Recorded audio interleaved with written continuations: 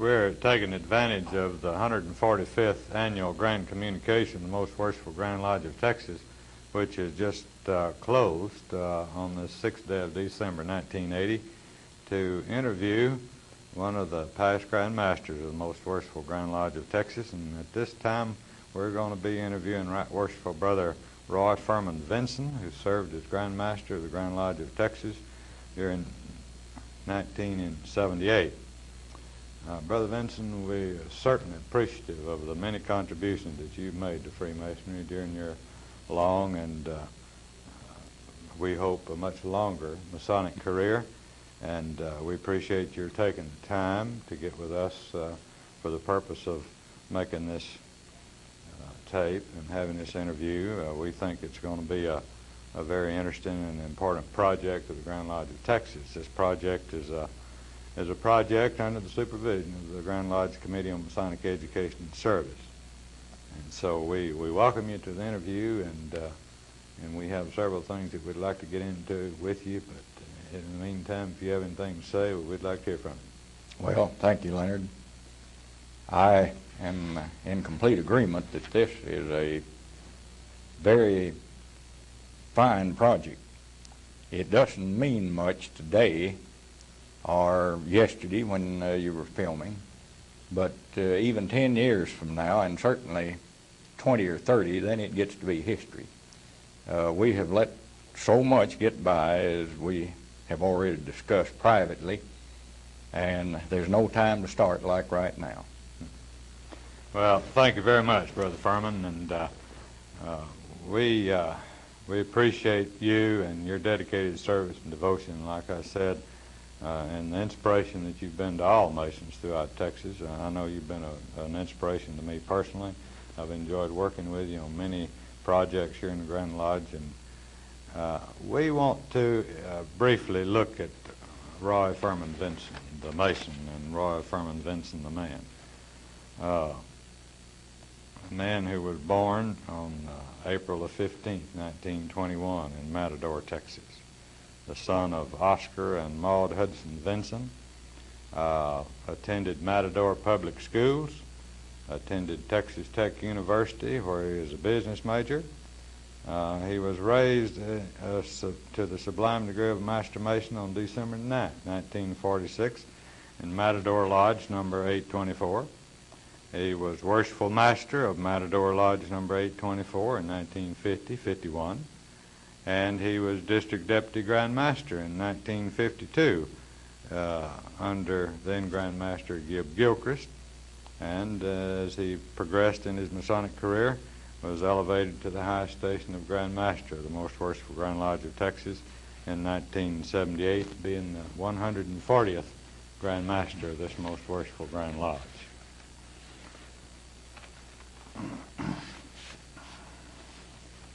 Brother Furman, I know that since I've known you, you've been quite busy. You've been a busy man, and you've found a real good balance between your service to Masonry, your family, to your church, and to your vocation. Let's go back at the beginning now.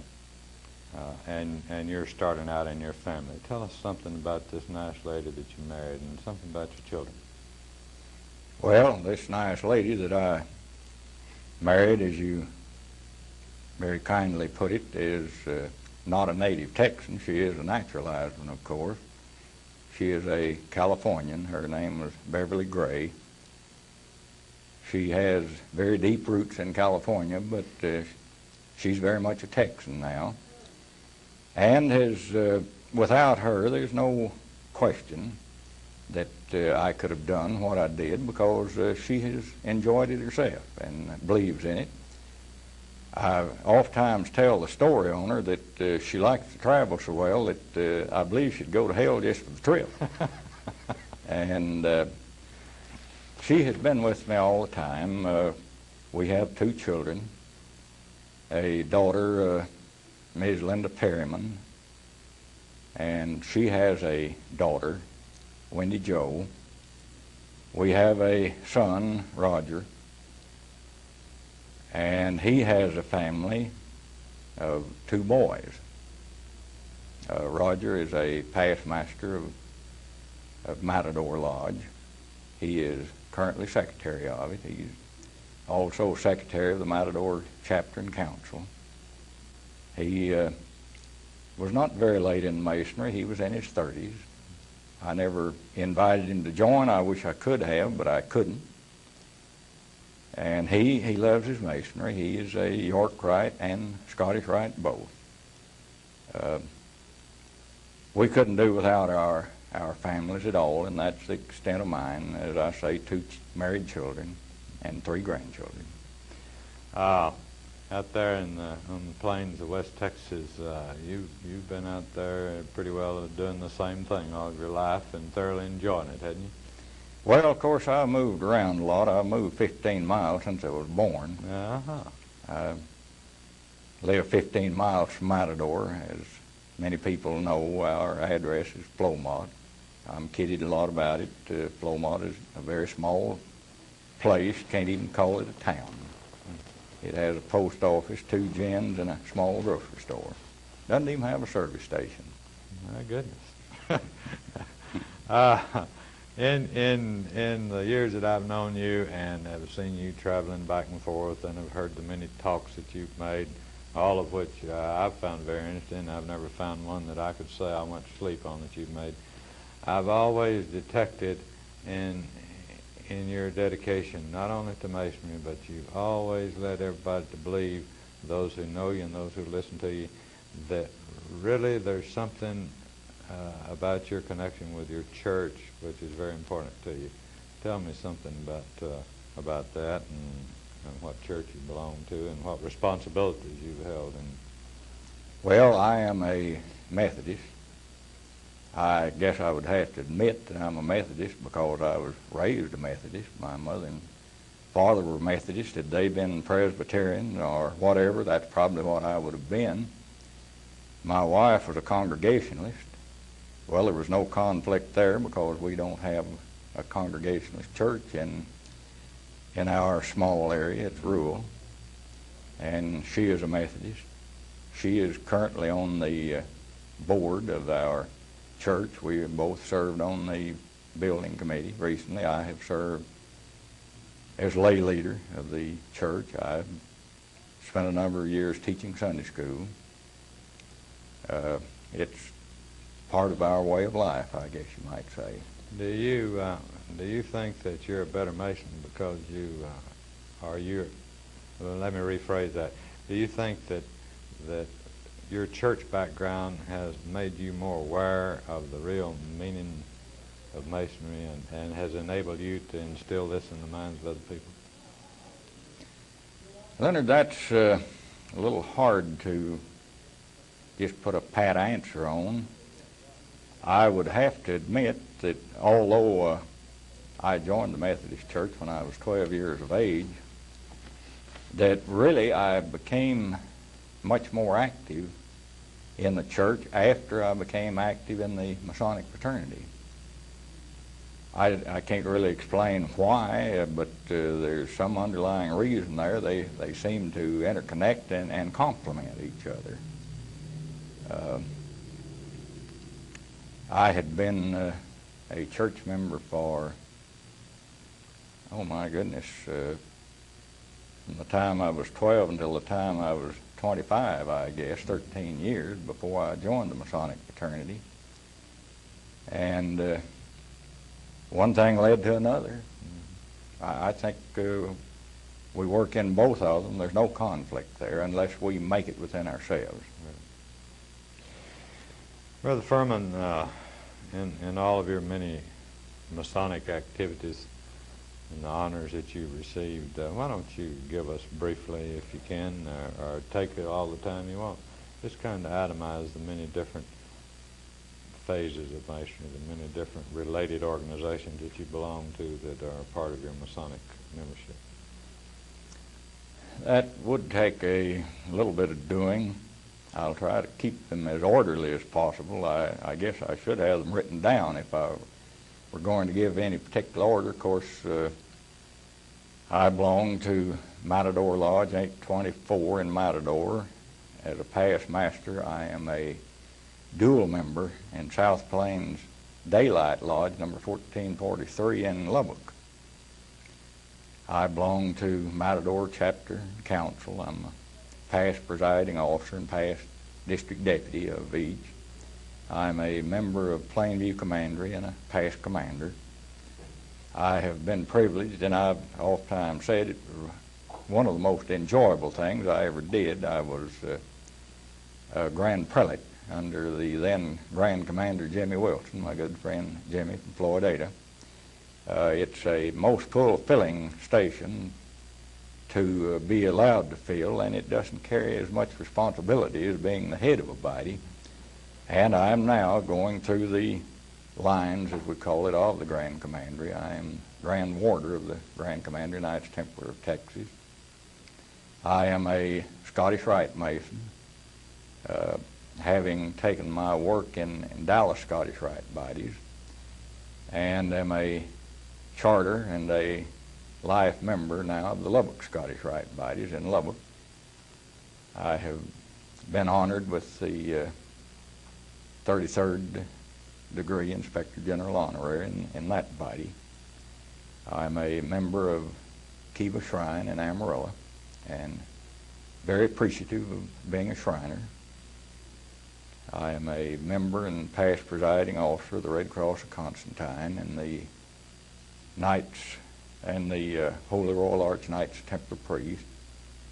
A few years ago, the then Grand Commander, my good friend Fritz White, honored me by recommending me to the Grand Master of the Grand Encampment for the Knight Templar Cross of Honor, an award that I don't think I earned. I think many deserved it more, but I am still very proud of it.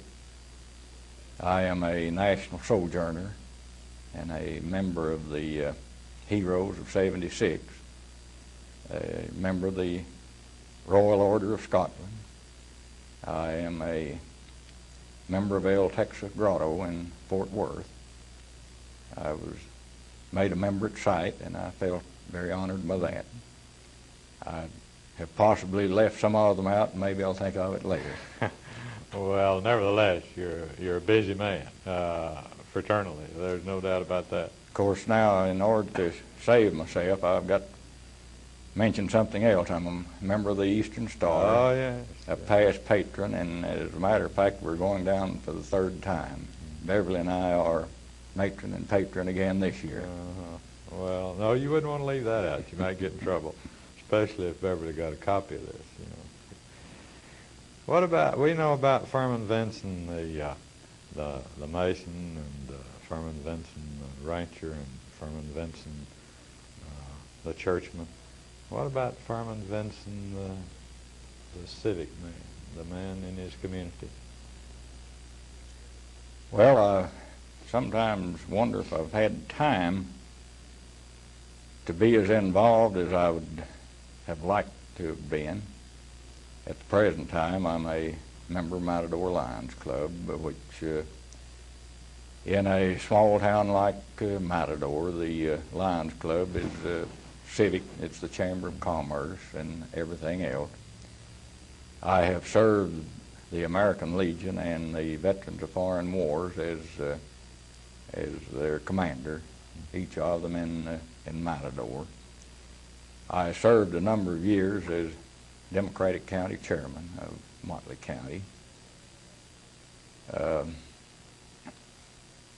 I've never had the privilege of serving as a school trustee, as when our children were in school, we lived in one district and they went to school in another. That could pretty well cover that.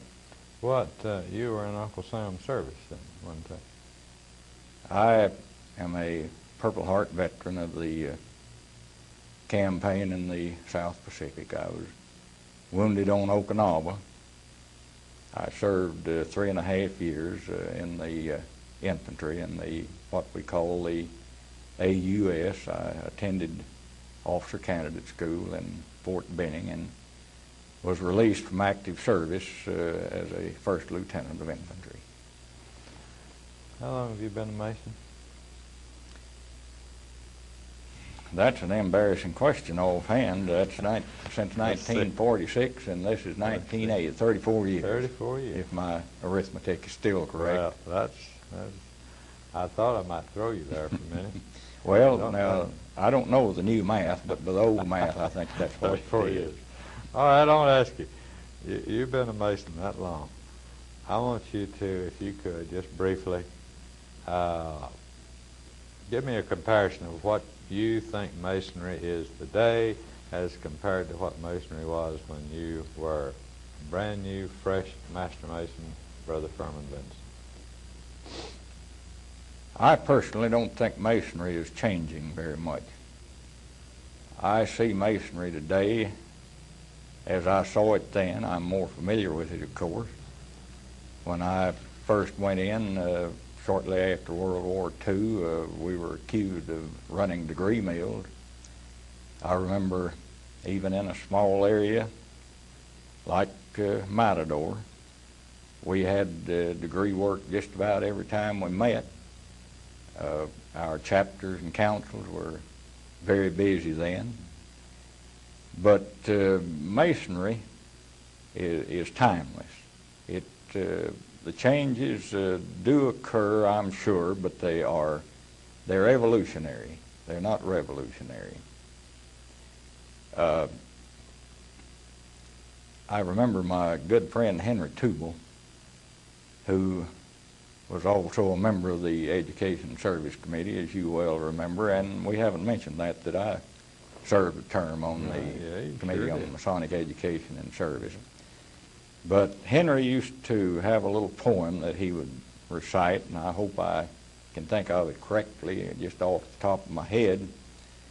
God and the soldier we all adore in time of danger and not before. And I remember that wise old brother used to say that when we're in trouble, we swing back closer to Masonry and to the church. Maybe things are that we're a little complacent now, but I see Masonry as I've always seen it. It's not going down. We're losing a few members right now. We have for several years. We'll have something come along, and we'll gain members for a while. We'll be calling ourselves degree mills again, and then when they start losing, we'll say, well, we've lost the ball again. It's going to be around a long time. What prompted you to decide you want to be a Mason? Most people, or many men, are able to say, well, my father was a Mason, and my grandfather was a Mason, and I wanted to be a Mason. I have to tell it slightly differently. My father was not a Mason. But in later years, as a matter of fact, I think the day before he died, my father told me, he says, you know, I have observed the Masonic fraternity for years. And he said, I think you should look into it. I think it's a good organization. And very frankly, I hadn't even considered it up to that time. I'd never thought about it. I had no opinion one way or the other of it. I had, at that time, shortly after the war, been busy with the veterans organizations. And I knew a friend in the bank that had been a Mason for years, and I had known him all my life, and I mentioned it to him. And that's how it started. It was all that simple. In all the years you've been a Mason, could you just pick out one single individual Mason that's probably had more influence on your Masonic life than any other individual? That would be next to an impossibility. I could name 100. I can even name a man I'm talking to that's been influential. But if I were forced to name one that got me started, I'm not going to say that he had more influence in the long run, but after all, you've got to be started. Right. Was a good friend in my home lodge by the name of Douglas E. Pitt Sr. Doug was one of these kind that never missed a meeting. Doug served the Grand Lodge as appointee of Grand Lodge officer and would have been one of mine had he lived. He was a 33rd degree Scottish Rite Mason. He was never absent when the chapter or council was meeting. He just was all around Mason. He was dedicated to it. He was also a good church man, but he didn't mind to spend a little money to encourage a young man to become interested in Masonry. So I'm going to have to say that Doug Pitts really gave me a big boost. Probably being the impetus to get you started off into your busy Masonic career now. Sounds like that man probably made a pretty valuable contribution. I'm sure he did, but like I say, I hate to mention one, but I'd have to mention 100. Right. Well, I'm going to give you a chance to mention a few more then that you might be thinking about a little bit, because just for the record,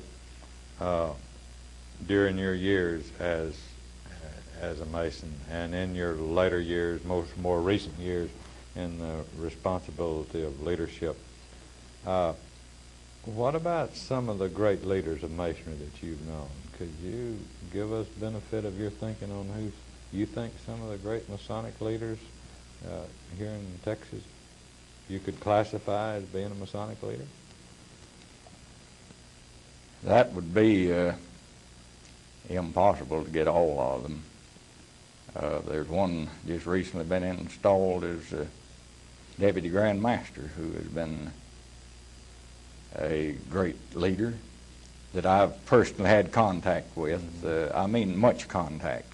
I'm not going to exclude those others that I haven't had contact with. I'd just like to mention a few that I've been closely associated with. That's what we're talking about. Of course, I'm talking about Jimmy Wilson. Right. Jimmy will be a great Grand Master within a year from now, if everything goes according to the way it traditionally does. There was one that you and I both fought with quite a bit that has no hair on the top of his head, Jack Kelly, that is a great Masonic leader. Right. We're in contact with them all the time. Leonard, you're a great Masonic leader. You mentioned that we've worked together on projects. What's happened, I've given you projects and you've worked on them, and I've taken the glory for it. Well, I consider that a great compliment. I would never classify myself in that category, but I take that as a great compliment. And I'm sure you'd go back with me and remember the man I mentioned a while ago, Henry Tubal. Right. Henry reached into a lot of lives. Henry was not a man of any great material means, but what he had, he worked with. He was totally unselfish with a great talent. He had a heart as big as the whole world. Absolutely. And we certainly miss him. Very much. Well, I wasn't trying to put you on the spot about that, but everybody that serves in the capacity that you have, I think, has formed an opinion about who they think contributes a whole lot to Masonic leadership. And I just wanted, for the record, who you might think was in that category as far as you is concerned. Brother Vinson, when you were preparing to be Grand Master, I know, in being involved in a lot of the preparations, some of the goals and objectives and ideals that you had for your year as Grand Master, but for the record, why don't you give us benefit of some of those goals and objectives that you set out to do? I probably would say that the two main goals that I set were, one, to give to the Masons an opportunity to buy what we call an endowed life membership. Although we could not get it through the first year, we tabled it for a while, and the next year it went through without opposition. Of course, this gives a Mason an opportunity to buy this endowed life plan, which will pay his dues for as long as he lives, and at his demise will still be contributing to the upkeep of his lodge. It's what we call it. It's an endowment, is what it is. The other thing that I'm most proud of was one that Jack Kelly was the main worker, was the idea of making film. Now this, of course, is not new, but I don't think that we have used audio-visual to its fullest capabilities yet. And I'm very proud of this program right here. Certainly I didn't start it, but I do feel that Jack and I, in our enthusiasm for filming things and keeping it for posterity, may possibly have influenced this. And we could sit and brag on ourselves for a long time, but it would be rather hollow. And those, I think, are the two things that I have done that I'm most proud of. Put your thinking cap on now and call back into history a little bit and into the time during the year that you were Grand Master, and give us benefit of one particular highlight, one particular event that sticks out in your mind as being something that you remember as being outstanding during the year that you were Grand Master. I ran into so many things that it's a little bit hard to say that any one. I guess I'm going to have to say that something that was caused by a disaster would have to been at least one of the main highlights. I remember the flood in the Texas Hill Country that only covered a small area but demolished the lodge hall at Bandera, the lodge temple there. And my very fine district deputy down there, M.C. Holman, was conscientious. He called me one Saturday night, nearly midnight, and he said, the Grand Master said, we're trying to save stuff out of that lodge building, and he says, it's nearly midnight, and says, that's going into Sunday. Says, do we have a dispensation to work on into Sunday morning? I said, stay with it. But the highlight down there came on a Friday morning. They wanted me to level the cornerstone of the new edifice that they had built on much higher ground. Well. And it was impossible for me to work it into my schedule for what we thought was a good time. Friday morning was the only time I had. It was getting near the end of my year. So it was set. I went down there expecting a few of the good old faithful members to come watch the cornerstone being leveled.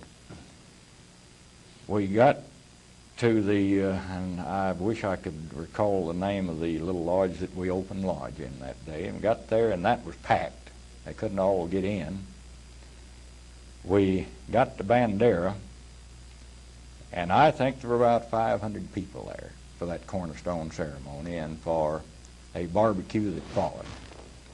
And this would have to go as one of the true highlights because it shows what people can do when they try.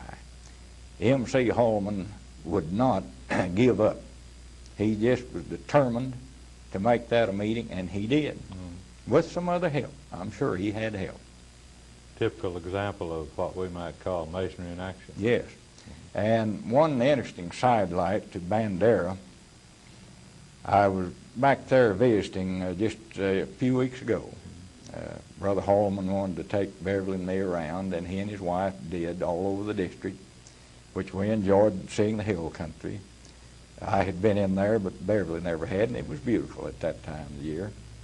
And there on the grounds where the new temple is, which I pointed out was much higher ground than what was washed away, there was a very twisted oak there. And the story behind that is that it was hit by a tornado some years ago. Oh, so we can't always run from a disaster. Oh, we sure can't. Sure can't. Brother Furman, I know you and I have talked about this last subject that we're going to cover because yesterday when we were discussing it, and that involves your favorite Masonic story. And you and I were talking about that, about your visitation and your favorite Masonic story. So why don't you put that down for posterity? Well, I would have to tell this as possibly one of my favorite, what turned out to be a funny story. It was not funny to me at the moment. When I go to my home lodge, I don't wear my Grand Master's regalia.